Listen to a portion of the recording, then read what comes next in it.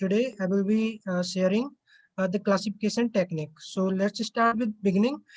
What is machine learning? So as we have discussed earlier that machine learning provides system the ability to automatically learn and improve from experience without being explicitly programmed. So here in machine learning, we provide machine learning the thinking and so that it can actually find patterns and it can recognize patterns, and based on those patterns, our machine can actually take some decision, and that we do using without actually programming it explicitly. And machine learning allows computer to discover hidden and useful insights. Now, before beginning, we shall discuss life cycle of machine learning. So we start with gathering our data. We gather the data based on the business requirement.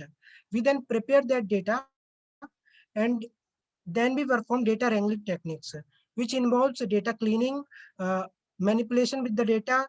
We analyze data, and then in fifth phase, we train our model. We train our model based on the data set that is being generated through all these previous phases. And then we test the data set using our test data. And if we find the accuracies and evaluation metrics sufficient enough, we then deploy our model. So this is whole machine learning life cycle. Now, so far we have discussed that what is machine learning, and then we have different categories under machine learning, which is supervised learning. In supervised learning, we actually have a level with our data set, which work as a supervision in our training. Supervised learning further split in two parts, which is regression and classification. In regression, we actually predict the continuous values. And regression, we have applications like weather forecasting, market forecasting, estimating life expectancy, popular growth prediction, and etc. Same goes with classification. In classification, we classify our value points. So we classify value points based on different categories. So here we have applications like diagnostic, customer retention, image classification, and fraud detection. Coming to the unsupervised learning, in unsupervised learning, we don't work under the supervision of labels. We do not provide any labels. In unsupervised learning, machine find pattern on its own, and based on that, it form different clusters. Uh, Under which uh, we have clustering and dimensionality reduction. In clustering, we have applications like customer segmentation, target marketing, and recommended systems. In dimensionality reduction, we have feature elicitation, structure discovery, meaningful compression. And in reinforcement learning, we reinforcement learning, a machine learn based on the rewards. It learn the pattern on its own based on the feedback system. So where we have applications like game AI, skill acquisition, learning task, robot navigation, and all these we have already discussed, been discussed by Yaswant. Now coming to further, let's discuss certain terminologies that are related with machine learning. So we have variables and features. As we can say here, land area, parent city, these are all the features which are actually going to help us in modeling of our machine. These are all the variables, measurable variables that are going to help us in our modeling of our machine. So these are all the variables that are going to predict our target variable. Now we have a level or target variable. Now the target variable are level of data set, a feature of those data set on which we want to gain the deeper understanding. The target variable will contains a category such as suppose we are working on an spam detection module where we need to classify an email as spam or non-spam. So the spam or non-spam will be our level variable. Now, train and test split. Uh, in in our life cycle of data science, we have data acquisition. We start with data acquisition. We perform some data cleaning on our data set, and then we split that data in test and training. Training, this data will be used to train a model, and while test, this data will be used to evaluate or test the model to check the performance. We will train the model and then test the model based on the test data set, which we will be comparing the evaluation metrics based on the test data set. So Suppose we have an example of data set which consists of 1,000 rows, and we are splitting it into 70-30, means we are using 70% of data in train data and 30% of data in test data. So we will train our model on 70% of data, that is 700 rows, and then test our model performance on 30% of data, that is 300 rows. Uh, as we discussed above, while testing our model, we will provide the output to our model for the test data. Although we know that outcome, and instead let our model give us the outcome for those 300 rows. Algorithmic tree. Let's discuss the different algorithm that we use under different techniques of machine learning. In supervised learning, we have regression, classification. Under regression, we have algorithms like random forest, linear regression, and Mars. In classification, we have naive-Bayes, conditional decision trees, k-nearest neighbor. K-nearest neighbor I will be discussing in depth in this session. And in unsupervised learning, we have dimensionality reduction and clustering. In dimensionality reduction, we have PCA, principal component analysis, linear discriminant analysis. In clustering, we have DB-scan, k-means, k-modes. And in reinforcement learning, we have temporal difference learning, Q-learning, etc. Now, classification. Classification is basically the technique of classifying our data points into different classes. As here we can see that here we are dividing our data points. As we can see, red points are those deceased one, and blue points are a healthy person. And there is a line that is separating those values into the different classes. For example, suppose we are working on transaction fraud detection. So fraud or not fraud will be our classification level. And predict whether to give a person loan or not loan, then we have a level that consists the values like should be give loan or not. Uh, we are predicting a college admission, then it will consist same information. Now, k-nearest neighbors. K-nearest neighbor is a supervised learning algorithm that we used in classification. So motivation behind k-nearest neighbors. It is very simple and easy to understand algorithm. It is very intuitive that we can easily differ our data points based on their properties.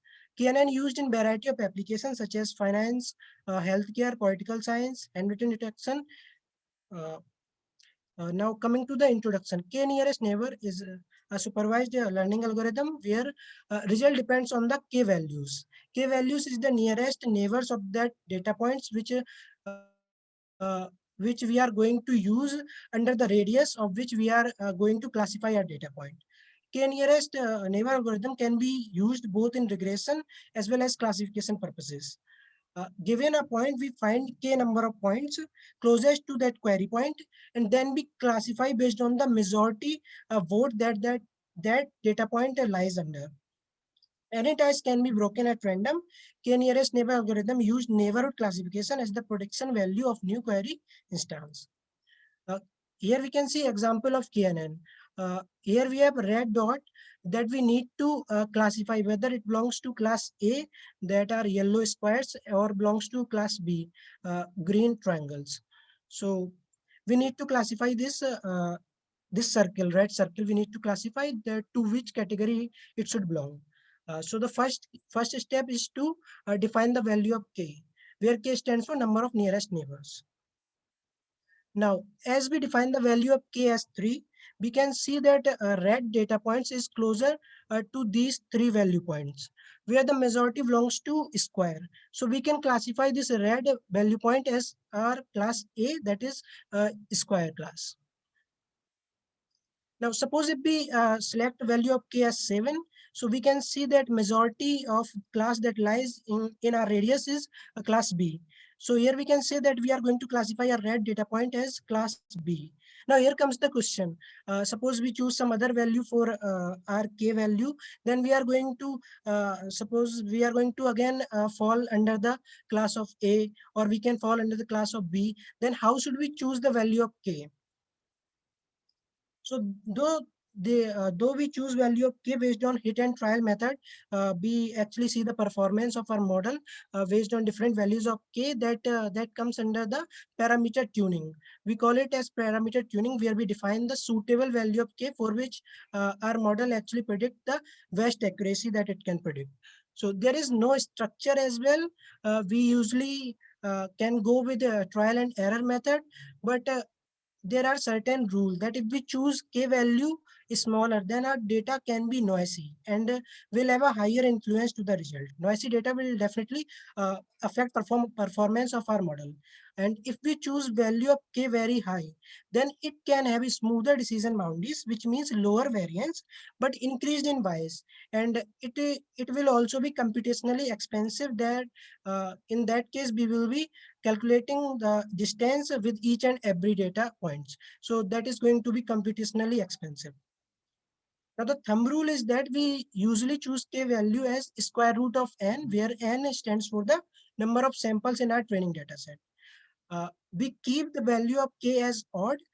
Suppose in case we choose even value and we actually find distance with 6 data points, where it consists 3 data points class A and 3 data points from class B, then it is going to uh, tie between those classes. So it will become difficult to give the tag to which class our data point belong. So that is the reason why we usually choose value of k as odd. Now, working of KNN algorithm, there are certain steps in KNN algorithm, as I discussed earlier also. Let's go through them once. First of all, we determine parameter K, that is number of nearest neighbors. We calculate the distance between query instance and all the training samples around the radius that we form using the K parameters. We sort the distance and determine nearest neighbors based on Kth minimum distance. Gather the category of Y of nearest neighbors, and we simply go with the majority of category of nearest neighbors. We will understand KNN in depth with this example.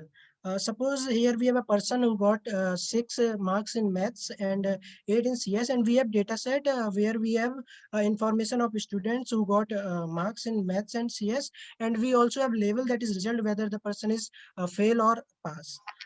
Now we are categorizing, we are classifying the marks of this query instance. So we are using Euclidean distance formula for this, for the distance that we are going to calculate. So we are using this formula, that is x2 minus x1 to whole square to whole root. And here we can see for first value, we can see that we are gaining 5.38 distance. And for second, we are gaining 1, and for third 1 and 3.16 and so on. And now we sort the values. Now after sorting the values, we find that minimum distance is of second query instance, then third, and then fifth. And then we check the levels of those query points, and we decide to go with the majority. And here, as we can see, one has a status as second query instance as pass, and for the one value for third query instance, it also has a status pass, and fortunately fifth also has a status pass. So as we are going to majority, we will be going to predict that the query instance is pass, because all the majority points are aligned to the pass category. So this was all about KNN algorithm. Now, pros of KNN is that it is simple to implement. It is flexible to feature and distance choices. We can actually choose different distance formula for calculating distance. Like we have Euclidean formula. We can also use Manhattan distance formula. And it also do well in practice with enough representative data. To cons of KNN need to contribute the value of parameter K. We have to determine the value of parameter K. So because our prediction depends highly on parameter K, that those nearest neighbor points that we are going to choose for our model. Computation cost is quite high, as we are going to determine the length distance from each and every data point. So it is definitely going to computationally high. And we also should have the meaning of meaningful distance function, the function that we are going to use in our model, whether to choose Euclidean or choose Manhattan distance formula. We should have clear understanding of the distance formula that we are going to choose.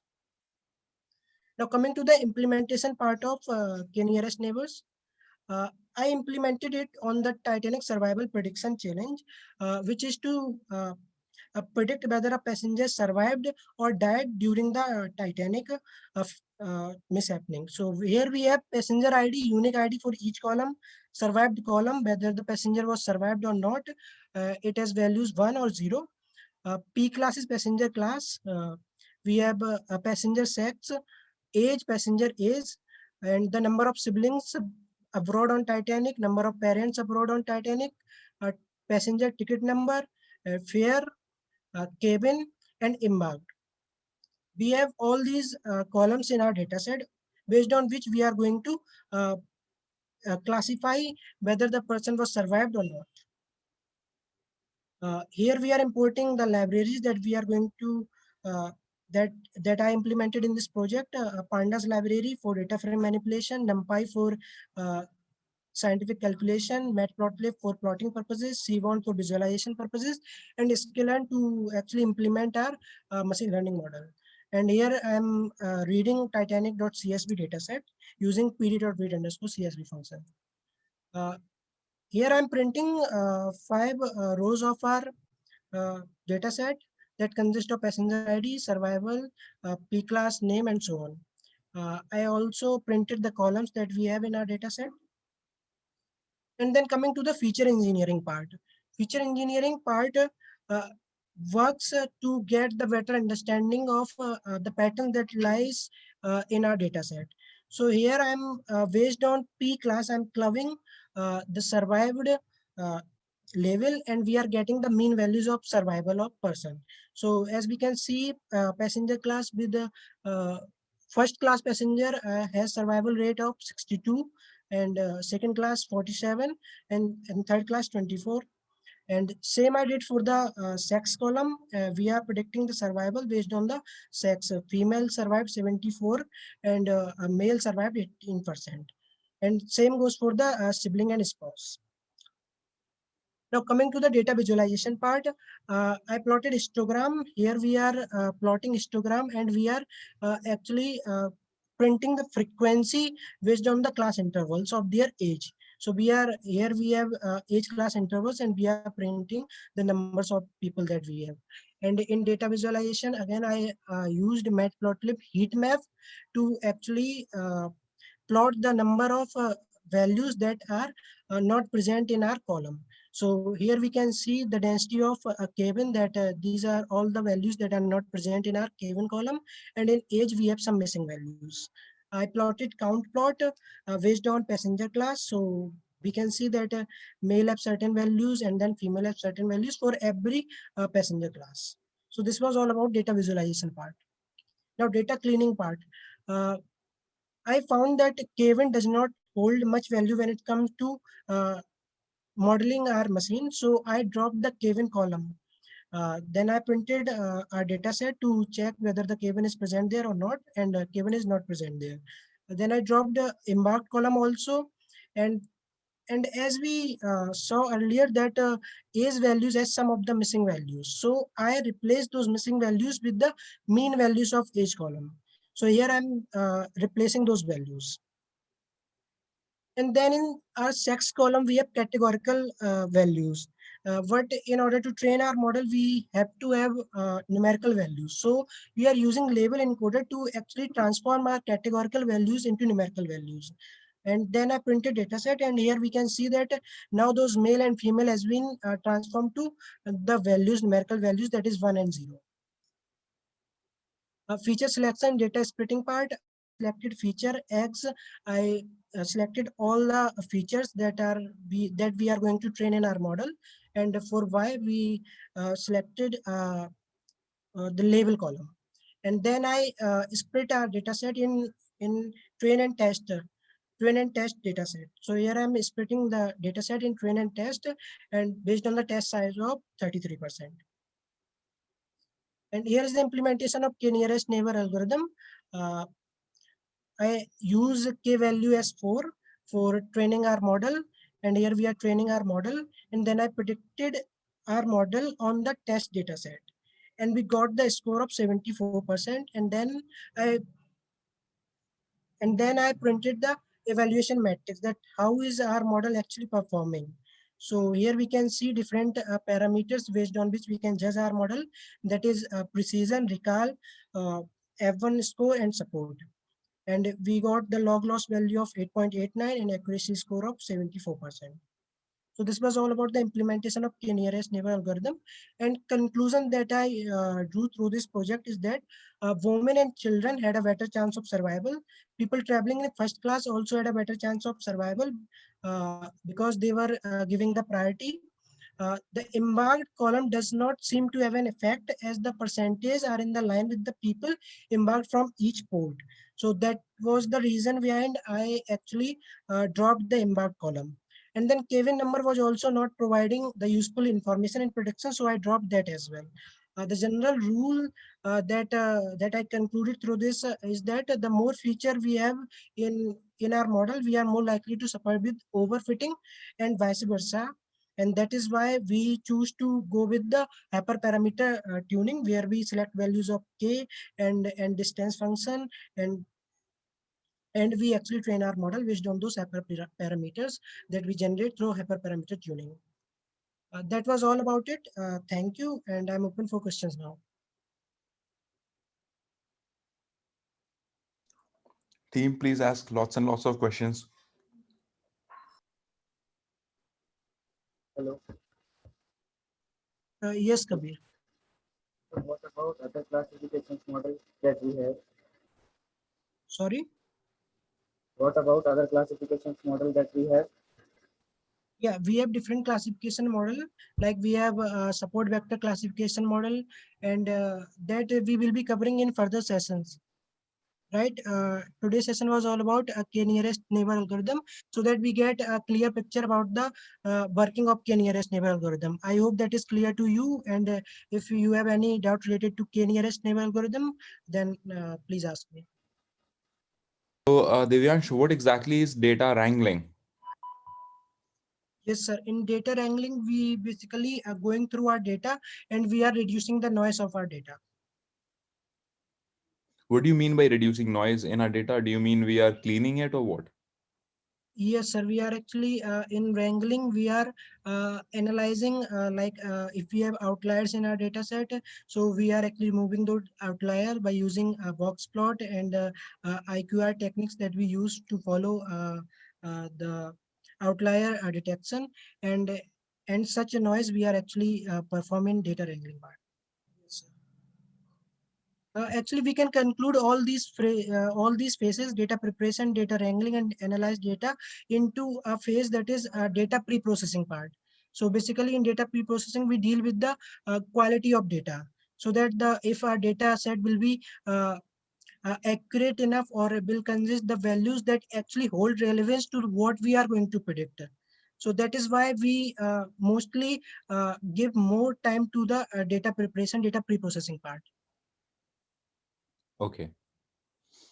So, all right. So most of the time is given to data preparation, data wrangling, and data Yes, analysis. sir. That's the pre-processing part, right? And then Yes, after that you can train your model.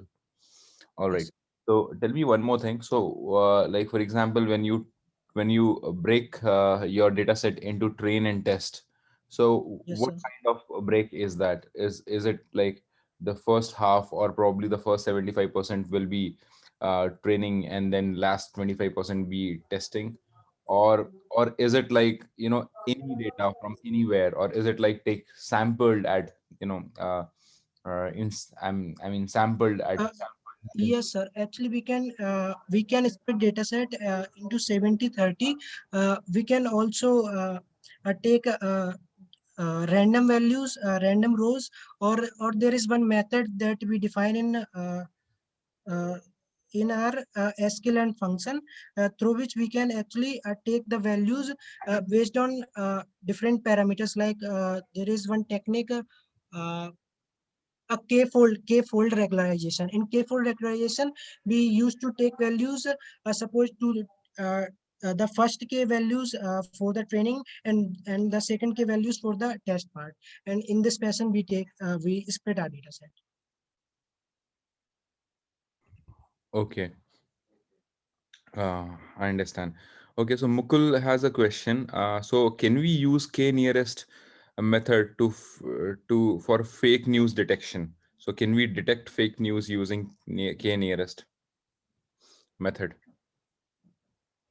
Yes, based on certain news detection, based on certain uh, keywords, we can actually use KNN in detecting fake news classifier. We can use KNN in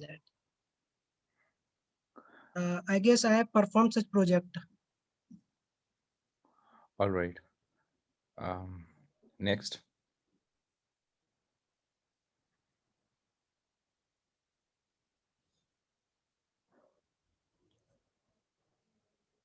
So machine learning basically encompasses three different types of learning. That is unsupervised Yes, learning, supervised learning, and reinforced learning, right? yes, sir. We spoke about what is called as supervised learning today. Yes, sir. Supervised learning, under supervised learning, classification technique that we used in today's session. All right. So regression is used for estimating life expectancy Yeah, forecasting. So yes, regression is used to predict continuous values. okay, right. All right. And then we have unsupervised learning as well, wherein we have clustering and dimensionality reduction. Yes, Okay. sir. And then we also have reinforcement learning, wherein we can go for skill acquisition, game, artificial intelligence, learning tasks. Okay. All right. Yes, Next. this is advanced machine learning. Okay. So where Certain terminologies. picture? Where does deep learning come into picture? Deep learning, basically, sir, machine learning and deep learning, these all are the subset of artificial intelligence. So in deep learning, we used different, like we use in deep learning, we use neural networks. Those neural networks, we train neural network and then we backtrack to actually evaluate the performance of our neural network, and that neural network learn through itself during the training.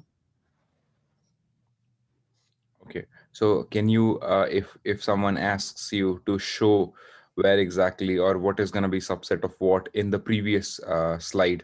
So go back to the previous slide. Yeah. So over here, if you are actually to tell us where exactly will your artificial neural network or deep learning concept will come. So which direction will that be going? Or is it like something which cannot be seen here in this diagram? Uh, Sir, deep learning we can perform in supervised learning also. We can actually classify. We usually classify using deep learning. The same thing that we are classifying using KNN can also be done through deep learning. Deep learning comes into play when we have a larger amount of data, and then deep learning we usually see that it performs really well. Those neurons they get triggered with why the mathematical functions that they use, and then they perform really well. So we can use neural networks under classification in regression also. Uh, okay. So what do you mean by a recursive function over here? So what what happens here? No, I don't mean it is not recursive function.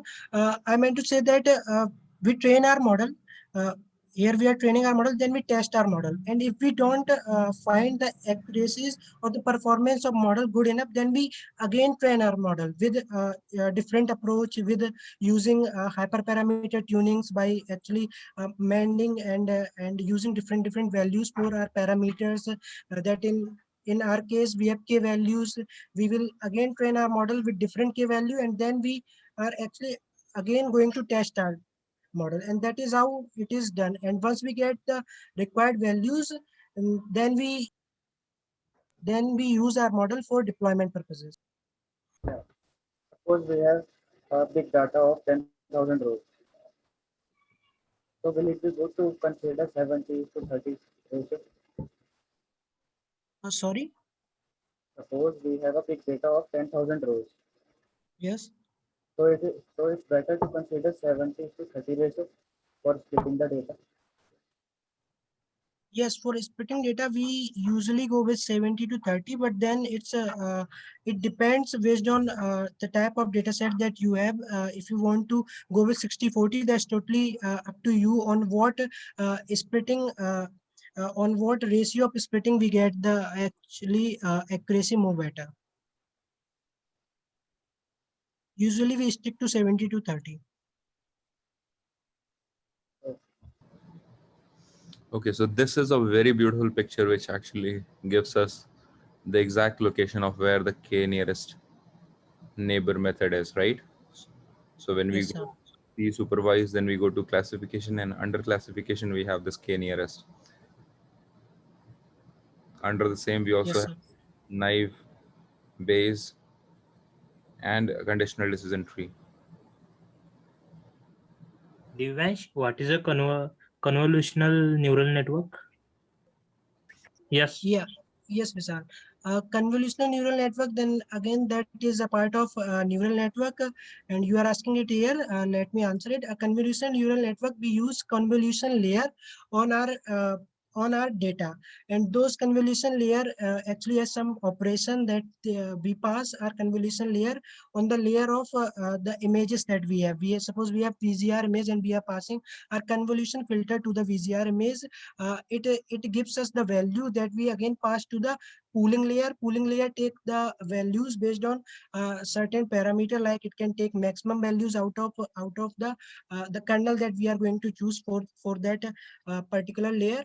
And based on that kernel, suppose we are choosing kernel of 4 size, 4 cross 4 size, then we are going to choose one value out of which is maximum. Or suppose we take the value as average. So it is used for the reduction of data set. Suppose we have a large amount of data set and we are going to reducing it so that to get the better results in convolution layer. And then we the pooling layer again followed by the convolution layers, and then pooling layers, and it goes on. And then finally we flatten our layer, and uh, based on the past learning, it actually predict the classification that we are going to predict. Suppose we pass the picture of cat, then our model is going to predict whether the picture belongs to cat or dog, and that is how convolution neural network works.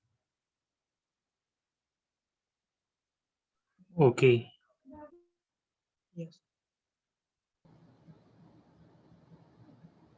What are the parameters? I mean, what usually are the parameters based on which you classify two things?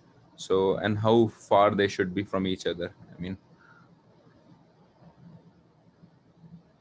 Uh, Parameters are the features values that we are provided with the data set based on the business requirement. So we use the those parameters. We actually perform data preprocessing on those parameters, and then we use those parameters to further pass our data set to the model.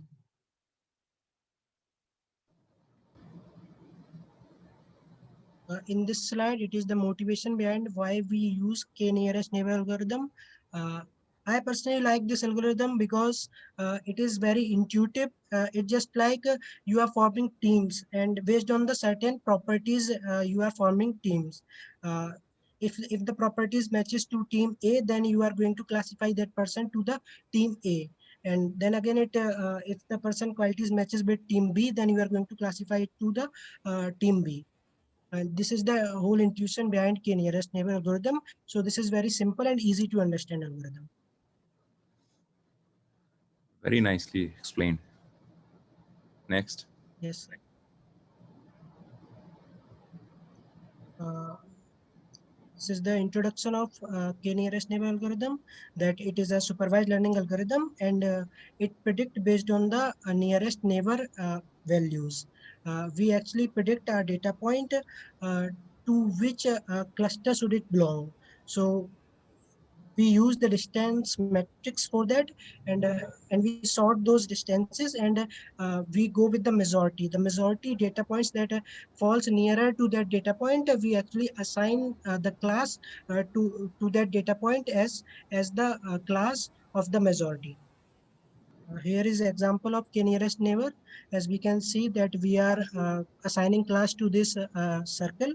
So we have two classes. One is of square and second is of triangle, and we are actually classifying this circle here.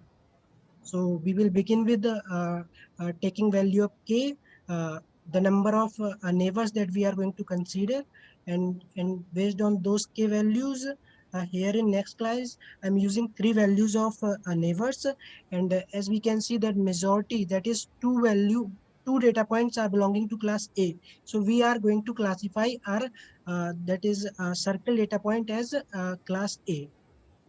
And here we are selecting k value as 7, and after choosing k value as 7, we can see that four values belonging to class B, that is majority is belonging to class B. So that is why we are going to assign the class as class B to our data point. So here actually the question comes into play that how are we going to choose value of k, as we can clearly see that our whole classification is depending upon the value of k. So to deal with value of k is actually the most important part of k nearest neighbor algorithm. Right. What happens in a case when there are, you know, okay, so we can keep on increasing the value of k, right? If we have similar results.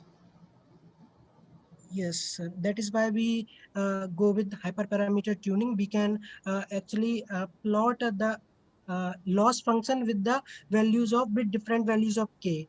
Like we choose a value from 1 to 20. We use a for loop and plot it with the loss function that we are getting. So uh, on the point where we get a minimum loss, we are actually that's the point where we can use the value of k. So we can plot a graph between the value of k and the loss function. What's the loss function? Can you tell me once here? Yes, loss function we can actually loss function is the uh, square of difference between the actual value and the predicted values. Okay. So here in this case, suppose here, how will you basically be calculating that? So just consider that the central point, that is the data point which has to be classified, is at 0, 0, and the others are at like 0, 3, 1, 3, 3, 4, 5, 9. So these are the coordinates. So how exactly will we be finding the loss function for different values of k? Uh, Yes, sir. In regression, actually, we use log function because we are predicting values and then we have the original values. We actually use KNN with regression also, although we don't prefer to use KNN with regression, but in regression, we can use actually plot K values with log loss function. And in classification, we use different techniques to define the value of K that I discussed in further slides. Okay, so do you mean to say that we cannot use loss function over here because, or if we can do, then can you explain me how exactly can we do that? I mean, how will you be able to find the difference between predicted? Because here there is nothing called as a Here predict. we have classes are not the continuous values, so we cannot uh, Exactly. So we don't form use that. log So function, loss function. yes, exactly. That's what even I thought. Yes, sir. Mm, Yes. In regression analysis, we can use that yes, of course. because then we will be predicting values. Right. Okay. So we'll have to just do a trial method. So we can just start with k equal to 1 and see what happens. Then if everything is like, if the I mean k is equal to 2, suppose if we go with k equal to 2 and then we find that both the both the classes are at the same location. I mean the distance is very same. Then we go to k equal to 2, right? And then if we find that some class has an advantage, then we can classify this into that class. That's how the whole thing works here. Yes, sir.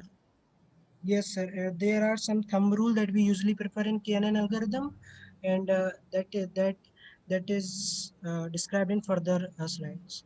So here is the point that you are talking about, how to choose value of k. Although there is no structure method to find the best value of k, and that is why we go with the trial and error method, assuming that training data is available.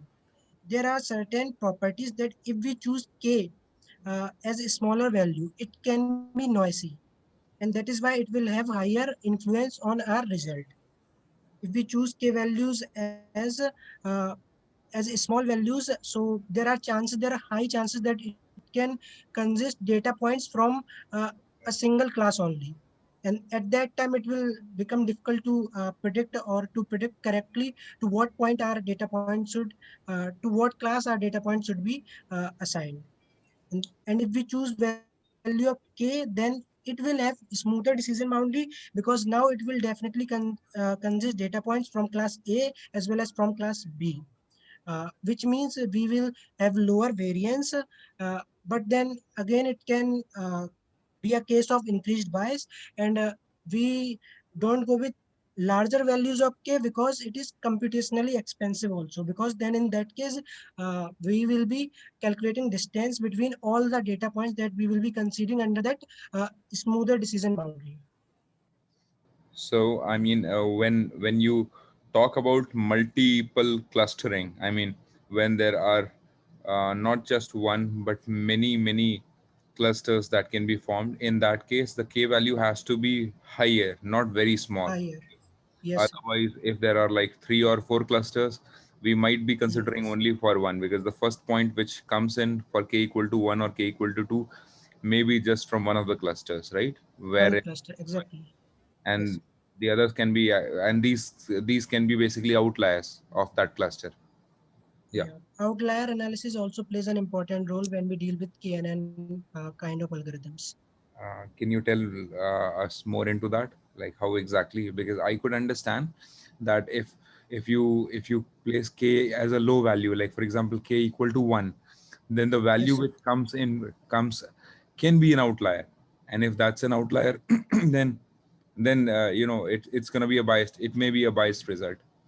So if Yes, you sir. equal to 2, then there is a lesser chance that 2 points would be outliers. I mean, we cannot cluster outlier as the class. Suppose we have three classes and then we have a data point in our data set that does not that is not closer to any of the cluster. So we have to actually deal with the outlier analysis beforehand. Okay. What are the ways of actually understanding the outliers? I mean, where exactly? So how exactly do you do that? So for the outlier, we use KNN method as well, right? So if it's an outlier, Yes. if we think it's an outlier, then we can use the KNN to understand if it actually belongs to this group, or probably it can be to the other group, right?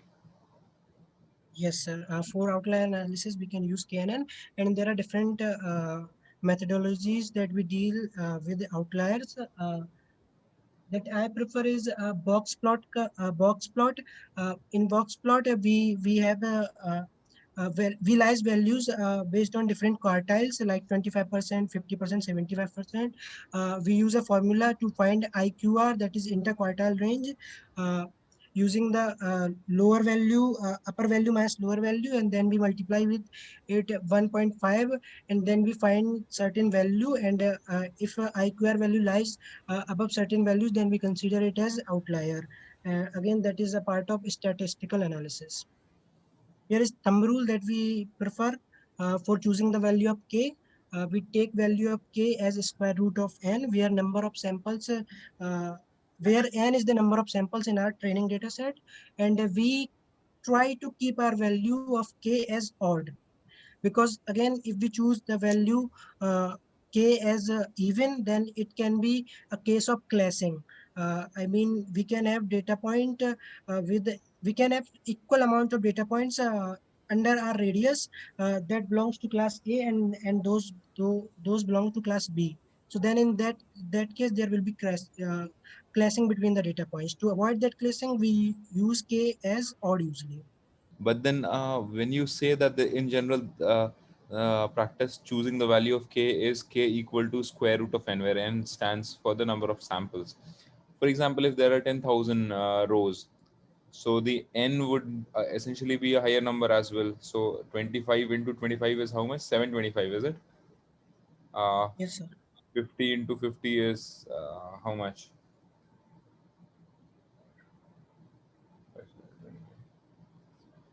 Sir, we usually take square root of n. So that is being found during observation where we trained our model, and we found that usually going with the square root of n values of k is actually yield to higher value of our accuracy. Okay, so you have actually seen this. I mean, seen Yes, it sir. like, in a survey Yes, sir. report. That is why it's a thumb rule. Yes, sir. Okay, all right. Here is working of KNN algorithm, all the steps that we perform in KNN algorithm. The first is as usual determining the parameter K, and then calculate the distance between the query instance and the training samples. Then sort those distance, gather the category Y of nearest neighbors, and use simple majority of category of nearest neighbors as the prediction value. This is the mathematical example of working of k nearest neighbors. Suppose we have a person who got a mark 6 in maths and 8 in computer science, and then we have a data set where we have the values of all the students and their status, whether the student was pass or fail in exam. And we are using Euclidean distance formula here to calculate the distance between the data point and our query data point, query instance. So for all the tuples, we are finding the distance, and for first tuple, for second tuple, third, and for all those tuples we are finding the distance. uh, because we are choosing k value as 3, we will sort the values, and then we make a radius of 3 values, and then we check the status of those values. Here second got pass status, third got pass, and fifth also got pass status. So fortunately we have the majority point all as pass, so we are going to declare our query instance as pass. This is how KNN algorithm works. Pros of KNN, again, it's simple to implement, flexible to distance choices. You can use any distance formula that you want to use to train your model, and it it actually do well in practice with enough representative of data. Then cons of KNN, need to determine the value of parameter k. As we were discussing this for this long conversation, that the k value hold uh, importance when it comes to model our machine. So that is why this is a con of KNN algorithm, that we have to deal with the value of k. And computation cost is high because here we are computing the distance for each and every data points.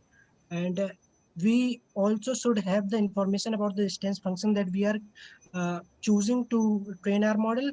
So we should have a better understanding about the distance formula that we will be using in modeling our machine. Implementation part. Here I implemented it on Titanic Survival Prediction Challenge. So this was all about the data set, that we have different features like passenger ID, survived, passenger class, age, siblings, path, ticket, fare, cabin, embarked, etc. This is the library importing part, where we are importing all the libraries that are going to uh, help in coding the model. Explanatory data analysis, we are printing a few of the rows of our data set, and then we are checking the columns that we have in our data set. In feature engineering, we are actually getting more insight about data, and that is the purpose of feature engineering. And here we are getting the values of survived persons based on the different passenger classes that they were onboarded. And same goes for the sex. I grouped survived with the sex column, and then we found that 74% were survived as female and 18 again with male. And same goes for sibling and spouse. Now this is the visualization part, where I use visualization library to visualize some of data points. So histogram we are using to visualize the frequency of number based on the certain ranges of ages. So we are getting the ages range, and then we are getting the frequency of the number of uh, people that were of that age. And then we are visualizing the heat map to visualize the null values that we have in our data set. So here we can see that age has some of the null values that are being presented through yellow lines, and same goes with Kevin. Kevin also has the density of numbers as null values. So we will be needing to replace these values with something, or to go with the dropping the whole column. If the column doesn't hold much value, suppose Kevin does not hold much value, we can usually go with dropping that column. And age, as it holds some value, we are going to replace those null values with something. Usually we prefer to replace with mean of those data points. And then in count plot, we are actually plotting the count of uh, male and female based on the passenger class. So passenger class first and then second and then third, and we are plotting the numbers of people in that belongs to the male and females. So this was the data visualization part. In data cleaning part, as Kevin does not hold much value, I'm dropping it. Then again checking if Kevin has been successfully dropped, and we can see that Kevin is not anymore there. And then I'm also dropping embarked column, and then I'm replacing age value with the mean values of age column. This was all data cleaning part. Uh, in data cleaning part, we also saw that sex column is categorical column. So we need to convert it into numerical column. And that is why I'm using label encoder, which is used to encode the value from categorical to numerical values. So as we can see now, those categorical values has been converted into the numerical values, that is 1 and 0. Now this is feature selection and data splitting part. Again, I'm selecting X, all those features that are going to hold value when it comes to modeling our machine. So we are using passenger class, sex, age, siblings, and parts as X, and in Y we are using the label, that is label that we are going to predict. So survived is the column that we are actually going to classify our data set. So now from SQL and model underscore selection, I'm splitting a data set based on the test size of 33%.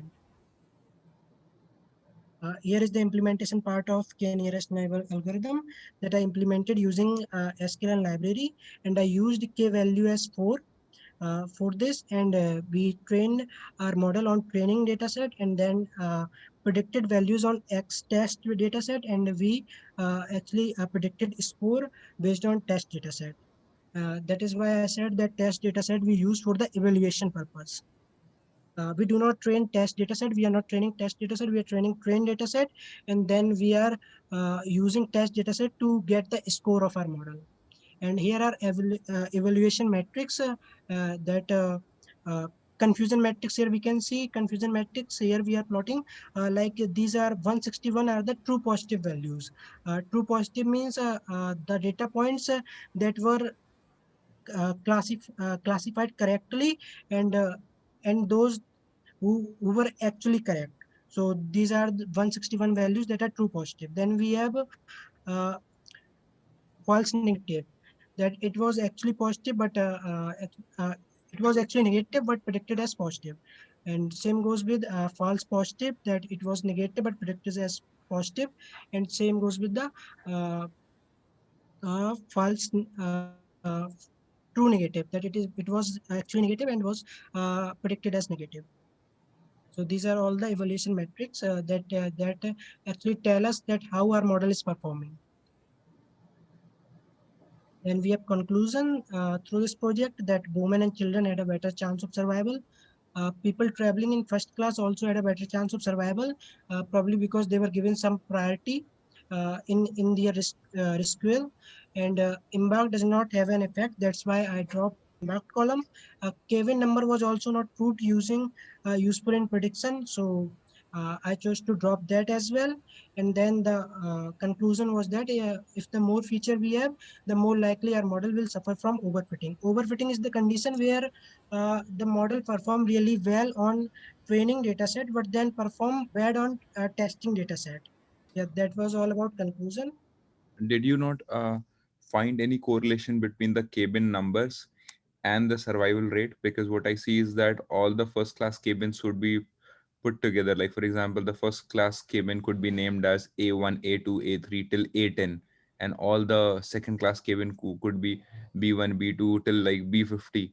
The third class cabin would be C1, C2 till maybe like 300 or 1500, something like that. Yes, So sir.